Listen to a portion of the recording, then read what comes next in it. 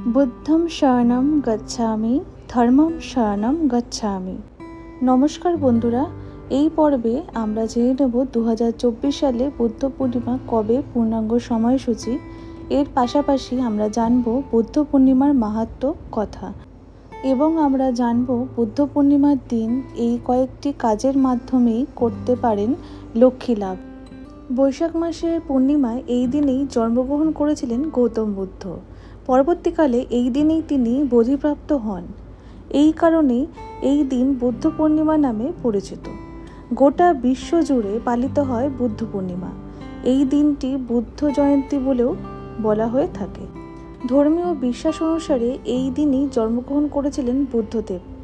হিন্দু ধর্ম অনুসারে শ্রী বিষ্ণু নবম অবতার হিসেবে গণ্য করা হয় বুদ্ধদেবকে। চলুন এবার জেনে নেওয়া যাক 2024 সালে বুদ্ধ পূর্ণিমার পূর্ণাঙ্গ সময়সূচি। 2024-এ বুদ্ধ পূর্ণিমা বৈশাখ মাসে পালিত হচ্ছে না। 2024 সালে বুদ্ধ পূর্ণিমা পালিত হচ্ছে জ্যৈষ্ঠ মাসে। 2024 সালে বুদ্ধ পূর্ণিমা 23শে মে, 9ই জ্যৈষ্ঠ, 1431 বৃহস্পতিবার। বুদ্ধ পূর্ণিমার তিথি শুরু হবে 22শে মে 2024, বাংলায় 8ই জ্যৈষ্ঠ, 1431 বুধবার, সন্ধে 6টা 4 মিনিট থেকে এবং পূর্ণিমা তিথি সমাপ্ত হবে 23শে মে 2024, বাংলায় 9ই জ্যৈষ্ঠ, 1431 বৃহস্পতিবার, সন্ধ্যা 6টা 48 মিনিট পর্যন্ত। শ্রী শ্রী সত্যনারায়ণ পুজোর সময় বাংলা 8ই জ্যৈষ্ঠ, ইংরেজির 22শে মে বুধবার, সন্ধ্যা 6টা 11 মিনিট থেকে রাত্রি 7টা 47 মিনিট পর্যন্ত থাকবে। গঙ্গা স্নানের শুভ সময় বাংলা 9ই জ্যৈষ্ঠ, ইংরেজি 23শে মে বৃহস্পতিবার, সকাল 12টা মিনিট থেকে সন্ধে 6টা 48 মিনিটের মধ্যে। বুদ্ধ পূর্ণিমার দিন কি করলে লক্ষ্মী লাভ করতে পারবেন? বুদ্ধ পূর্ণিমার দিন গঙ্গা স্নান করার বিষয়ে গুরুত্ব রয়েছে। পূর্ণিমার তিথিতে গঙ্গার স্নানকে খুবই শুভ বলে মনে করা হয়। দ্বিতীয় কাজটি হল বুদ্ধ পূর্ণিমার দিন ভগবান বিষ্ণু ও মাতা লক্ষ্মী দেবীর পূজা অবশ্যই করতে হবে বা ভগবান সত্যনারায়ণ দেবের পূজা করতে হবে। বুদ্ধ পূর্ণিমার দিন অশ্বত্থ গাছের পুজো করলে বিশেষ সুফল লাভ করা যায়।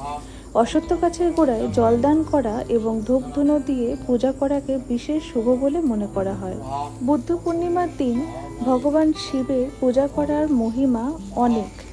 বুদ্ধ পূর্ণিমার দিন শিবলিঙ্গে কাঁচা দুধ, মধু এবং বেলপাতা ফুল অর্পণ করলে মহাদেব সন্তুষ্ট হন। বুদ্ধ পূর্ণিমার দিন আর্থিক উন্নতি করতে চাইলে বুদ্ধ পূর্ণিমার দিন ব্রাহ্মণদের বা গরিব দুস্থদের অন্নবস্ত্র দান করবেন। বুদ্ধ পূর্ণিমার দিন ভুলেও কি কাজ করবেন না। বুদ্ধ পূর্ণিমার দিন ভুলেও জোয়া, মদ্যপান এবং তামাক জাতীয় বস্তু সেবন করবেন না। এই কয়েকটি কাজের মাধ্যমেই বুদ্ধ পূর্ণিমার দিন আপনি লক্ষ্মী লাভ করতে পারবেন।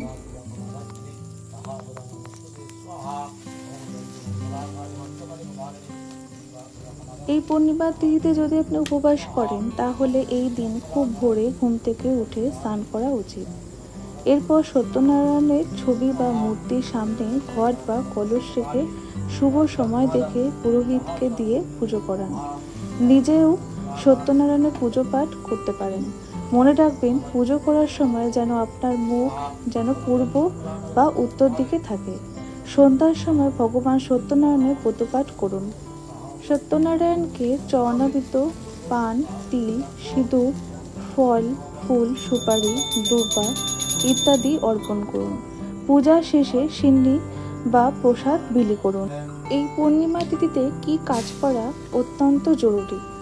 জ্যোতিষশাস্ত্র অনুসারে ভগবান বিষ্ণু ও দেবী লক্ষ্মীকে পূর্ণিমার দিনে দক্ষিণাবর্তী শঙ্খ দিয়ে অভিষেক করা অত্যন্ত শুভ বলে মনে করা হয়। অভিষেকের পর ভগবান বিষ্ণুকে নতুন পোশাক পরিয়ে ফুল দিয়ে সাজানো উচিত। এরপরে ধূপকাঠি এবং প্রদীপ জ্বালিয়ে ওম নমো ভগবতে বাসুদেবায় মন্ত্র জপ করুন। শেষে মিষ্টি নিবেদন করে দেবী লক্ষ্মী ও বিষ্ণুদেবকে আরতি করুন। পূর্ণিমা উপলক্ষে সত্যনারায়ণের ব্রতকথার গুরুত্ব অপরিসীম। সনাতন ধর্মের যে কোনো উপবাস বা উপোস ফল তখনই পাওয়া যায় যখন ব্রতকথার পদ্ধতি সঠিকভাবে পালন করা হয়। তাই এই দিন ভগবান সত্যনারায়ণের ব্রতকথা শোনার প্রথা রয়েছে। তাতে সব দুঃখ বেদনা দূর হয়, ভক্তের সকল মনোবাঞ্ছা পূর্ণ হয়। আজকে আমার ভিডিওটা এই পর্যন্তই রাখছি। ভিডিওটা যদি কিছু ভালো লেগে থাকে অবশ্যই লাইক শেয়ার কমেন্ট করে জানাবেন। ধন্যবাদ।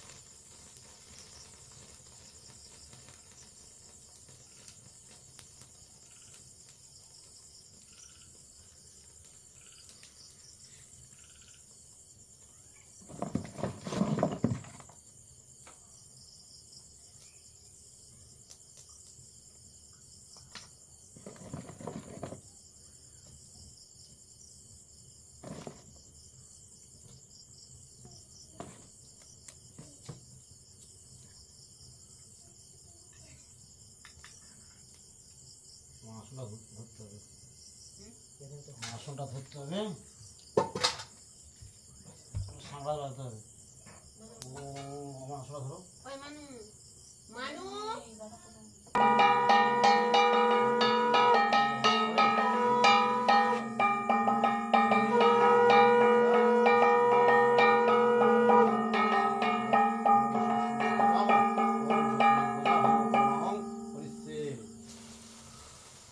ছেড়ো।